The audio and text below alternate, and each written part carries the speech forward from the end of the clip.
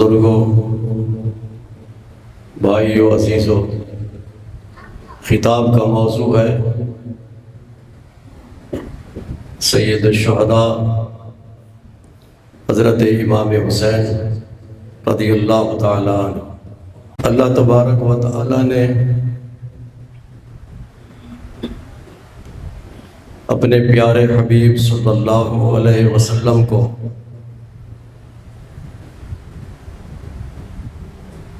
قیامت تک کے لیے نبی اور رسول بنایا۔ آپ کی نبوت کا اور آپ کی رسالت کا سلسلہ قیامت تک کے لیے جاری اور ساری فرما دیا۔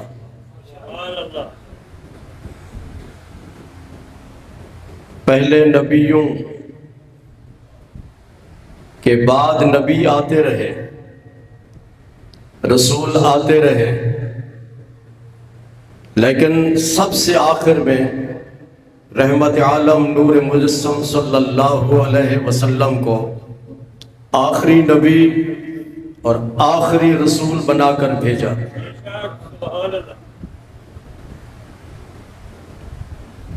آپ کے بعد قیامت تک کے لیے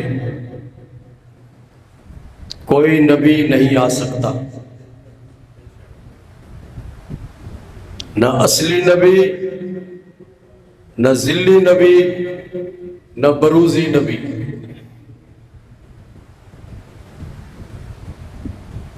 ختم نبوت اور ختم رسالت کا تاج پہنا کر اپنے محبوب کریم صلی اللہ علیہ وسلم کو نبی اور رسول بنا کر بھیجا۔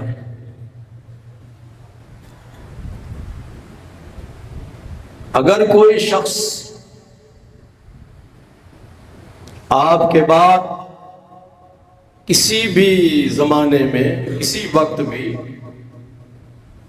اپنے آپ کو نبی ڈکلیئر کرتا ہے، کہتا ہے میں نبی ہوں، وہ جھوٹا ہے، وہ جھوٹا ہے۔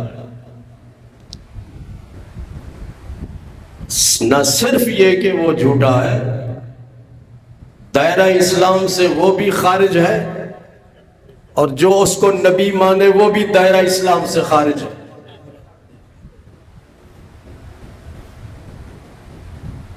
حضور صلی اللہ علیہ وسلم کے زمانے میں ایک شخص نے اپنے نبی ہونے کا دعویٰ کیا، آپ کے زمانے میں آپ موجود تھے، اس کا نام تھا مسیلمہ۔ کیا؟ مسیلمہ نام تھا اس کا۔ کذاب اس کو بعد میں کہا گیا، کذاب کا معنی بہت بڑا جھوٹا۔ جس حضور صلی اللہ علیہ وسلم نے اسے کذاب کہا، صحابہ نے بھی کذاب کہا کہ یہ بہت بڑا جھوٹا ہے۔ وہ نماز بھی پڑھتے تھے، قرآن مجید کی تلاوت بھی کرتے تھے، جتنے بھی ہمارے دین اسلام کے احکامات تھے ان پہ عمل پیرا تھے، لیکن اس کے باوجود اس نے اپنے نبی ہونے کا اعلان کر دیا کہ میں نبی ہوں۔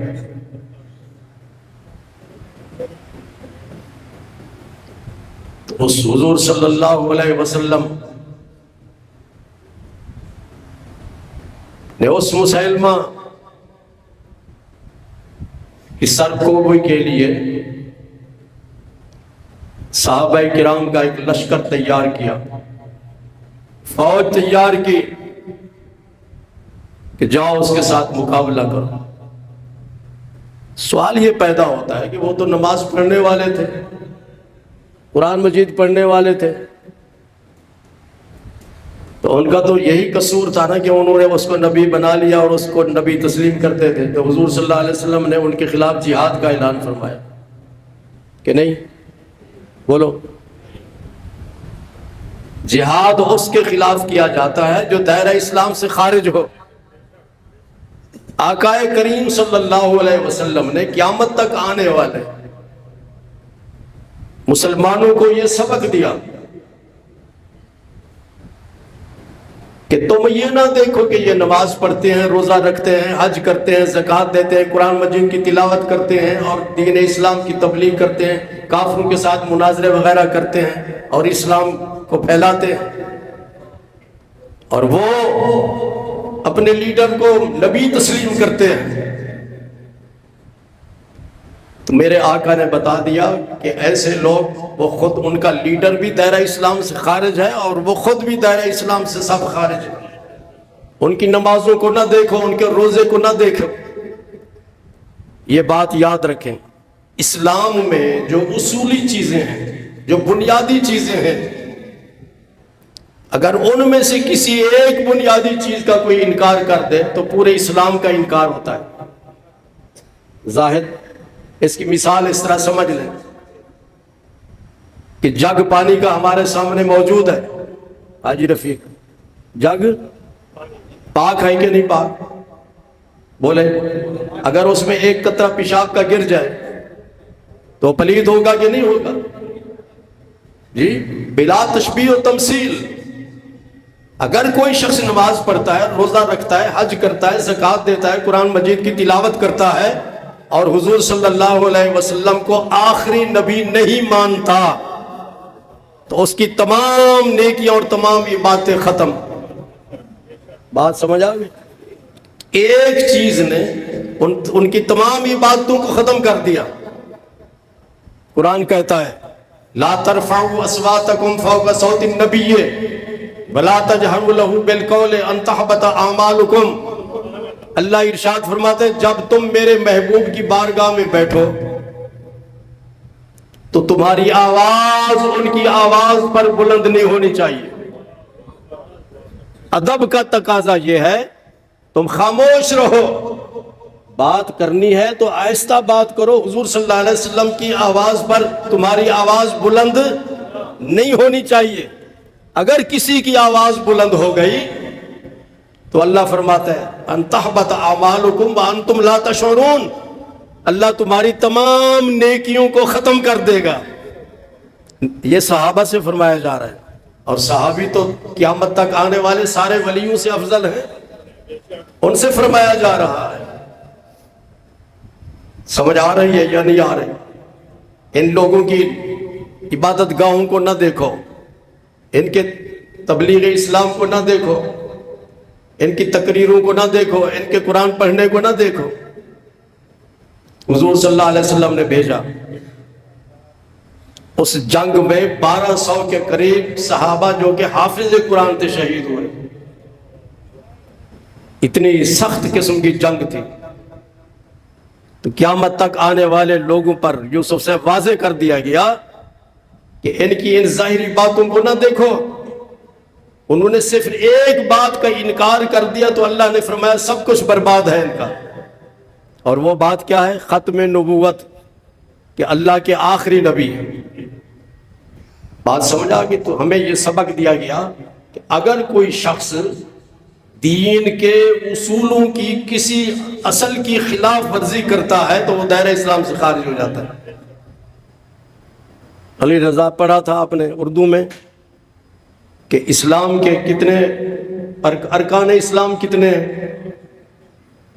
ارکان اسلام وہ پڑھا ہوگا، اس میں کون سی اسلامیات کی کتاب پڑھی جاتی؟ ارکان اسلام کتنے ہیں؟ رکن، رکن کس کو کہتے ہیں؟ پلر کو۔ یہ پلر ہے کہ نہیں؟ اس کو عربی میں رکن کہتے ہیں۔ کیا کہتے ہیں؟ رکن کہتے ہیں۔ رکن پلر کو اور بنیاد کو کہتے ہیں۔ تو اسلام کے ارکان 5 ہیں۔ کتنے؟ جن پر اسلام قائم ہے، کتنے ہیں؟ 5 ہیں۔ پہلا رکن ہے اشہد ان لا الہ الا اللہ و اشہد ان محمد عبدہ و رسولہ، توحید اور رسالت مصطفیٰ کی تصدیق، پہلا رکن۔ دوسرا رکن نماز، تیسرا رکن زکوٰۃ، چوتھا رکن روزہ، ماہ رمضان کا روزہ، ہر روزہ نہیں، ماہ رمضان کے روزے، اور 5واں رکن حج ہے۔ ان 5 رکنوں میں سے کسی ایک رکن کا کوئی آدمی انکار کر دے تو وہ دائرہ اسلام سے خارج ہے۔ کلمہ بھی پڑھتا ہے، جی نماز بھی پڑھتا ہے اور کہتا ہے میں زکوٰۃ نہیں دیتا، میں تو دائرہ اسلام سے خارج ہے۔ زکوٰۃ کا انکار کرتا ہے، حج کا انکار کرتا ہے، روزے کا انکار کرتا ہے، ان پانچوں میں سے کسی ایک چیز کا انکار کر دے تو دائرہ اسلام سے، یہ تو عام ہے نا ارکان اسلام، اور اس کے علاوہ بھی اسلام کے رکن ہیں، جس طرح یہ ختم نبوت ہے یہ بھی اسلام کا ایک رکن ہے۔ تو حضور صلی اللہ علیہ وسلم نے ان لوگوں کی ظاہری باتوں کو نہیں دیکھا کہ یہ قرآن پڑھتے ہیں نماز بھی پڑھتے ہیں، نہیں، آپ نے فرمایا انہوں نے ختم نبوت کو چیلنج کیا، لہٰذا ان کے خلاف جہاد کیا جائے۔ حضور صلی اللہ علیہ وسلم نے اپنی زندگی کا بہت بڑا حصہ اسلام کی تبلیغ کے لیے وقف کیا، اسلام کی دن رات آپ نے لوگوں کو اسلام سکھایا، دین کی باتیں سکھائی، اور قرآن نازل ہوا، قُلْ لَا أَسْأَلُكُمْ عَلَيْهِ أَجْرًا إِلَّا الْمَوَدَّةَ فِي الْقُرْبَى۔ محبوب اپنی پیاری زبان سے اعلان کر دے کہ میں جو تمہیں دین سکھاتا ہوں، دین سکھاتا ہوں، میں اس پر کوئی معاوضہ نہیں لیتا، کسی قسم کا میں معاوضہ نہیں لیتا، میں فری سکھاتا ہوں، مجھے تنخواہ کی ضرورت نہیں ہے، مجھے اجر اور مزدوری کی ضرورت نہیں ہے، میں صرف اور صرف یہ چاہتا ہوں کہ میرے رشتہ داروں کے ساتھ محبت کرو، میرے رشتہ داروں کے ساتھ، میرے اہل بیت کے ساتھ محبت کرو، میں صرف یہ چاہتا ہوں۔ اسی لیے ارشاد فرمایا الحسین منی وانا من الحسین، میں حسین سے ہوں اور حسین مجھ سے ہے۔ حضرت امام حسین رضی اللہ تعالیٰ عنہ کے بارے میں گزشتہ جمعۃ المبارک کی خطاب میں گفتگو کی گئی تھی۔ جب آپ کو پتہ چلا کہ یزید مسند خلافت پر متمکن ہے، اس کو خلیفہ اور امیر بنایا گیا ہے، اور اس کے بارے میں یہ رپورٹیں موصول ہوئی کہ دنیا کا کوئی گناہ ایسا نہیں ہے جو وہ نہ کرتا ہو، ہر قسم کے گناہ میں وہ مبتلا ہے، شراب پیتا ہے، بدکاری میں مبتلا ہے، قتل و غارت میں مبتلا ہے، وہ دوسرے معاملات سارے جتنے بھی گناہ تھے ان سب میں وہ مبتلا تھا۔ اس نے مدینے کے گورنر کو کہا کہ امام حسین کے پاس جاؤ اور ان سے کہو کہ میری بیعت کریں، مجھے اپنا امیر تسلیم کریں۔ گورنر حضرت کی خدمت میں حاضر ہوتا ہے، آپ نے ارشاد فرمایا لا طاعت لمخلوق فی معصیت الخالق، کہ میں جس کا بیٹا ہوں حضرت محمد مصطفیٰ صلی اللہ علیہ وسلم، انہوں نے ارشاد فرمایا کہ جو شخص نافرمان ہو، کیا ہو؟ اللہ اور اس کے رسول کے احکامات پر عمل کرنے والا نہ ہو، اس کی فرما برداری نہ کرو، اس کی اگر کوئی حاکم وقت حکم دیتا ہے اسلام کے خلاف تو آقا کریم صلی اللہ علیہ وسلم فرماتے ہیں کہ اس حکم پر عمل نہ کرو۔ کس نے فرمایا؟ حضور سے حضرت امام حسین رضی اللہ تعالیٰ عنہ نے ارشاد فرمایا میرے نانا جان کا یہ حکم ہے کہ کسی بد کردار کے سامنے اپنی گردن نہ جھکاؤ۔ آپ یہ بات کہہ کے واپس چلے آئے، پھر وہاں سے حکم آیا کہ بھی وہ بیعت کی انہوں نے یا نہیں بیعت کی؟ اس نے کہا نہیں، انہوں نے انکار کر دیا۔ اس نے کہا پھر ان سے کہہ دو کہ اگر بیعت کرو گے تو پھر زندہ رہو گے، اور اگر نہیں کرو گے تو تمہیں قتل کر دیا جائے گا، تمہارا سر کاٹ دیا جائے گا۔ یہ پیغام پہنچا تو حضرت امام حسین نے ارشاد فرمایا ما سوی اللہ را مسلمان بندہ نیست پیش فرعون سرش افگندہ نیست، جو اللہ کا بندہ ہوتا ہے وہ اللہ کے سامنے گردن جھکاتا ہے، کسی فرعون نے وقت کے سامنے اپنی گردن کو نہیں جھکا سکتا۔ میں گردن کٹوا دوں گا لیکن اس بد کردار شخص کے سامنے اپنی گردن کو نہیں جھکا سکتا۔ حضرت امام حسین علی مقام رضی اللہ تعالیٰ عنہ، جنہوں نے 7 سال 7 مہینے 7 دن حضور صلی اللہ علیہ وسلم کی تربیت میں گزارے، اور آقا کریم صلی اللہ علیہ وسلم نے جب وہ پیدا ہوئے تو اپنے لعاب مبارک کی گٹی انہیں عطا فرمائی، ان کے منہ میں لعاب مبارک ڈالا۔ ہم تو شہد ڈالتے ہیں، لیکن سرکار مدینہ صلی اللہ علیہ وسلم نے اپنا لعاب مبارک ان کے منہ میں ڈالا، اور وہ لعاب وہ ہے ہماری تھوک میں تو بیماری کے جراثیم ہوتے ہیں کہ نہیں؟ جب ہسپتال میں جاتے ہیں تو کہتے ہیں اس فرش پر مت تھوکیے، لکھا ہوا ہوتا ہے کہ نہیں؟ ہماری تھوک میں بیماری کے جراثیم ہیں، اور آقا کریم صلی اللہ علیہ وسلم کے لعاب مبارک میں شفا ہی شفا ہے۔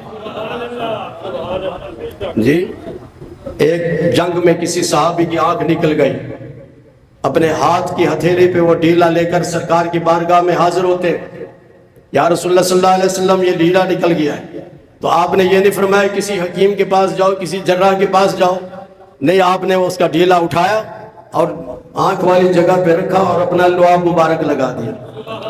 لعاب مبارک لگانا ہی تھا کہ وہ جو آنکھ تھی اپنی جگہ پہ سیٹ ہو گئی، اور وہ صحابی فرماتے ہیں اس لعاب مبارک کی برکت سے اس آنکھ میں اتنی تیزی آئی کہ دوسری آنکھ میں اتنی زیادہ تیز روشنی نہیں تھی۔ تو لعاب مبارک امام حسین علی مقام رضی اللہ تعالیٰ عنہ کے منہ میں ڈالا گیا، خوش قسمت انسان تھے۔ اور سرکار مدینہ صلی اللہ علیہ وسلم کا جب وصال ہوا علی رضا، ان کی عمر کتنی تھی؟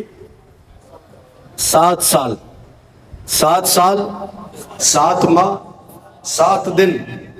یا چھوٹے سے بچے بیٹھے ہیں قرآن مجید حفظ کرتے ہیں، تو ان میں کوئی میرے خیال 7 سال کا تو نہیں ہوگا، بڑے ہوں گے، تو آپ کی اتنی عمر تھی کہ سرکار کا وصال ہو گیا تھا، لیکن ان 7 سالوں میں حضور صلی اللہ علیہ وسلم ہر روز آپ کی گود میں حضور صلی اللہ علیہ وسلم کی نگاہوں میں ہوتے تھے۔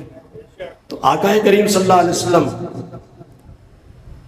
نبی بھی ہیں، رسول بھی ہیں، اور ولی بھی۔ سمجھ رہے ہیں آپ؟ ہر نبی کیا ہوتا ہے؟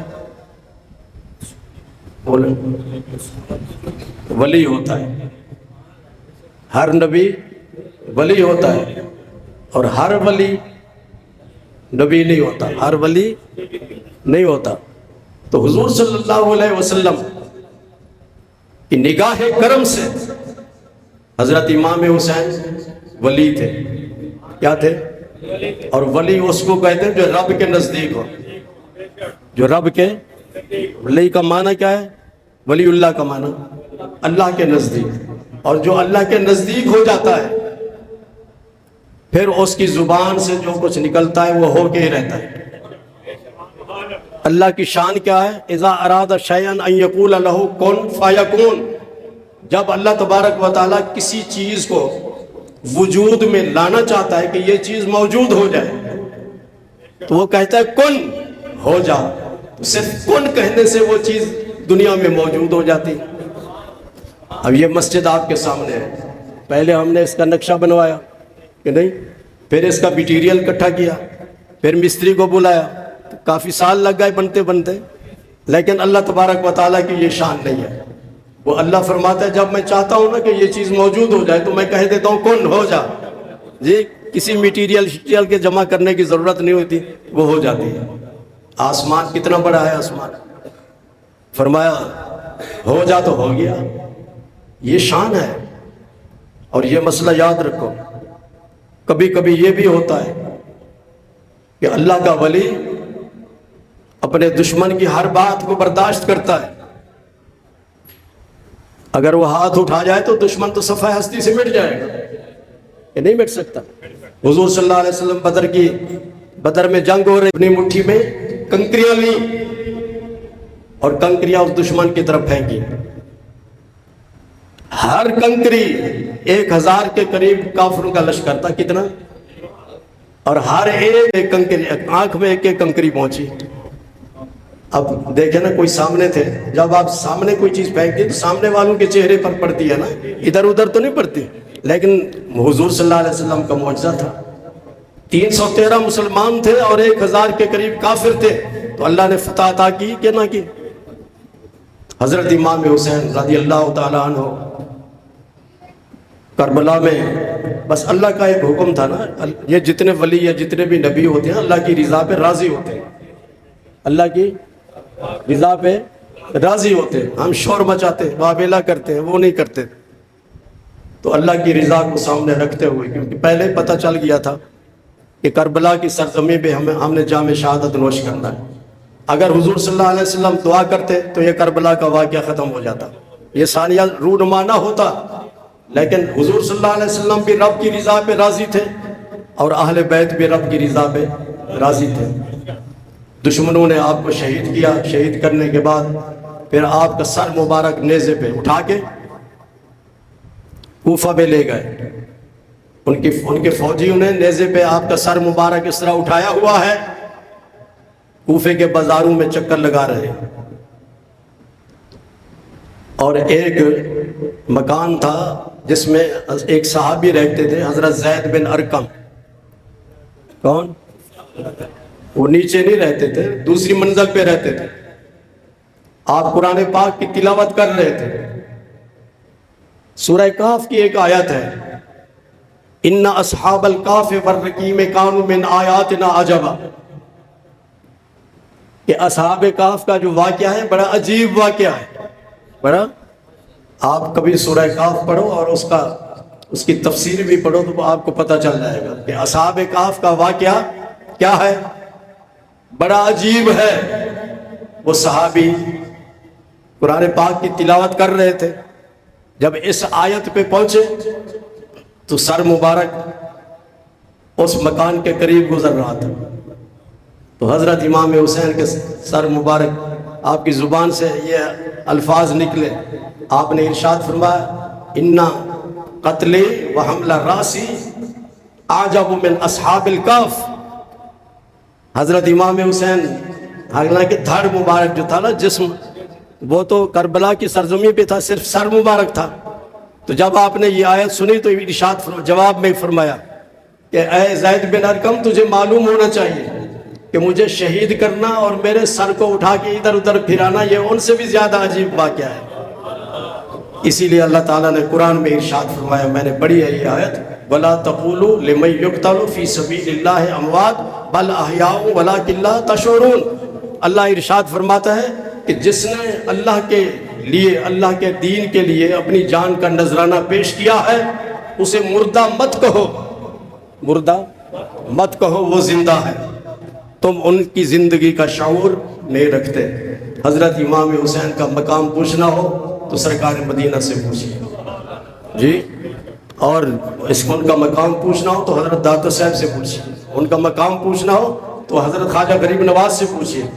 آپ ارشاد فرماتے، شاہ ہست حسین بادشاہ ہست حسین، دین است حسین دین پناہ ہست حسین. حضرت امام حسین بادشاہ ہے اور دین کی پناہ ہے. آگے فرماتے، سرداد نداد دست در دست یزید. آپ نے سر دے دیا لیکن اپنا ہاتھ یزید کے ہاتھ میں نہیں دیا. حقا کے بنا لا الہ ہست حسین. حضرت امام حسین اسلام کی بنیاد ہے. قیامت تک آنے والے تمام لوگوں کو یہ سبق دے دیا گیا کہ جب رب کی طرف سے کوئی مصیبت آئے، کوئی پریشانی آئے تو خندہ پیشانی سے اس کو قبول کر لیا کرو، اس کو برداشت کیا کرو، صبر کیا کرو. اور صبر کرنے والے کو اللہ تعالیٰ بہت بڑا اجر عطا فرماتا ہے. یہی وجہ ہے کہ یزید کا نام و نشان مٹ گیا اور حضرت امام حسین کا نام قیامت تک کے لیے زندہ و تابندہ. وآخر دعوانا ان الحمدللہ رب العالمین.